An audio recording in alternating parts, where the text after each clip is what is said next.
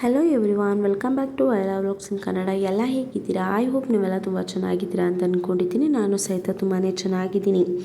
ಶಿವರಾಜ್ ಕುಮಾರ್ ಜೊತೆ ತವರಿಗೆ ಬಾ ತಂಗಿ, ಅಣ್ಣ ತಂಗಿ ಸಿನಿಮಾ ಮಾಡಿದ ರಾಧಿಕಾ ಕುಮಾರಸ್ವಾಮಿ ಅವರಿಗೆ ಪುನೀತ್ ರಾಜ್ಕುಮಾರ್ ಜೊತೆ ಕೂಡ ನಟಿಸುವ ಆಸೆ ಇತ್ತಂತೆ. ನಿರ್ಮಾಪಕಿಯಾಗಿ ಪುನೀತ್ ರಾಜ್ಕುಮಾರ್ ಜೊತೆ ಕೆಲಸ ಮಾಡುವ ಆಸೆ ಇತ್ತು ಎಂದು ರಾಧಿಕಾ ಕುಮಾರಸ್ವಾಮಿ ಹೇಳಿದರು. ಹಲವು ದಿನಗಳ ಹಿಂದೆ ಅವರ ಡೇಟ್ಸ್ ಕೇಳ್ತಿದ್ದೆ ಎಂದು ರಾಧಿಕಾ ಕುಮಾರಸ್ವಾಮಿ ಹೇಳ್ತಿದ್ದಾರೆ. ಅವರು ಸಾವನ್ನಪ್ಪುವ ಕೆಲ ದಿನಗಳ ಹಿಂದೆ ಈ ವರ್ಷ ಖಂಡಿತ ನಿಮಗೆ ಡೇಟ್ ಕೊಡ್ತೀನಿ ಎಂದಿದ್ರು ಎಂದು ರಾಧಿಕಾ ಕುಮಾರಸ್ವಾಮಿ ಹೇಳಿದರು. ಕನ್ನಡ ಚಿತ್ರರಂಗದಲ್ಲೂ ಕಾಸ್ಟಿಂಗ್ ಕೌಚ್ ಕುರಿತು ಚರ್ಚೆಗಳು ಮತ್ತೆ ಸದ್ದು ಮಾಡುವ ಸಾಧ್ಯತೆ ಇದೆ.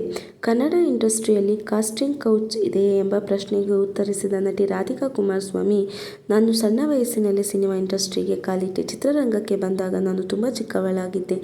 ಹಿನ್ನೆಲೆ ನಿರ್ದೇಶಕ ನಿರ್ಮಾಪಕರು ಕೂಡ ಮಗಳಂತೆ ಕಾಣ್ತಿದ್ರು, ತಂಗಿಯಂತೆ ನೋಡಿಕೊಳ್ತಿದ್ರು ಎಂದು ನಟಿ ಕುಮಾರಸ್ವಾಮಿ ಹೇಳಿದ್ದಾರೆ. ಚಿತ್ರರಂಗದಲ್ಲಿ ಲೈಂಗಿಕ ದೌರ್ಜನ್ಯ ಕುರಿತು ವರದಿಯೊಂದು ತಯಾರಿಸಲು ಸಮಿತಿ ರಚನೆಯಾಗಬೇಕು ಎಂಬ ಕೂಗು ಎದ್ದಿದೆ. ಈ ನಡುವೆ ನಟಿ ರಾಧಿಕಾ ಕುಮಾರಸ್ವಾಮಿ ತಮಗೆ ಸಿನಿಮಾ ಚಿತ್ರೀಕರಣ ಸಂದರ್ಭದಲ್ಲಿ ಆದ ಕೆಟ್ಟ ಅನುಭವ ಬಗ್ಗೆ ಮಾತನಾಡಿದ್ದಾರೆ. ನನಗೆ ಆ ರೀತಿಯ ಕೆಟ್ಟ ಅನುಭವ ಆಗಿಲ್ಲ, ಆದರೆ ಆ ಒಂದು ಅವಮಾನ ಎನ್ನಬಹುದು. ಸಿನಿಮಾ ಶೂಟಿಂಗ್ ವೇಳೆ ಸ್ಟಾಕಿಂಗ್ಸ್ ಧರಿಸಿದ್ದೆ, ಅದು ಹರಿದು ಹೋಯಿತು. ನಾನು ಅಣ್ಣ ಸ್ಟಾಕಿಂಗ್ ಹರಿದು ಹೋಗಿದೆ, ಹೊಸ ಸ್ಟಾಕಿಂಗ್ ಕೊಡ್ತೀರಾ ಅಂತ ಕೇಳಿದೆ.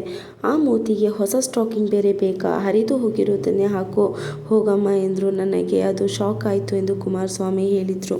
ಯಾರೋ ಒಬ್ಬರು ಮಾಡುವ ತಪ್ಪಿಗೆ ಇಂಡಸ್ಟ್ರಿಯನ್ನೇ ಕೆಟ್ಟದ್ದು ಎನ್ನಲು ಆಗಲ್ಲ. ಇಲ್ಲಿ ಒಳ್ಳೆಯವರು ಕೂಡ ಇದ್ದಾರೆ ಎಂದು ನಟಿ ರಾಧಿಕಾ ಕುಮಾರಸ್ವಾಮಿ ಹೇಳಿದರು.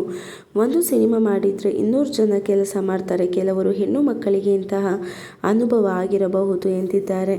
ರಾಧಿಕಾ ಕುಮಾರಸ್ವಾಮಿ ಭೈರಾದೇವಿ ಸಿನಿಮಾ ಪ್ರಚಾರದಲ್ಲಿ ಬ್ಯುಸಿಯಾಗಿದ್ದು, ಈ ಸಿನಿಮಾ ಪಾತ್ರ ನನಗೆ ಚಾಲೆಂಜಿಂಗ್ ಆಗಿತ್ತು ಎಂದಿದ್ದಾರೆ. ಅಘೋರಿ ಹಾಗೂ ದೇವಿ ಪಾತ್ರದಲ್ಲಿ ನನಗೆ ಅಘೋರಿ ಪಾತ್ರ ಕಷ್ಟ ಎನಿಸಿತು ಎಂದಿದ್ದಾರೆ. ಗಂಟೆಗಟ್ಟಲೆ ಆ ರೀತಿ ಮೇಕಪ್ ಧರಿಸೋದು ಕೂಡ ನನಗೆ ಕಷ್ಟವಾಯಿತು ಎಂದಿದ್ದಾರೆ. ಭೈರಾದೇವಿ ಸಿನಿಮಾ ಮೂಲಕ ನಟಿ ಶೀಘ್ರದಲ್ಲಿ ತೆರೆಗೆ ಬರಲಿದ್ದಾರೆ.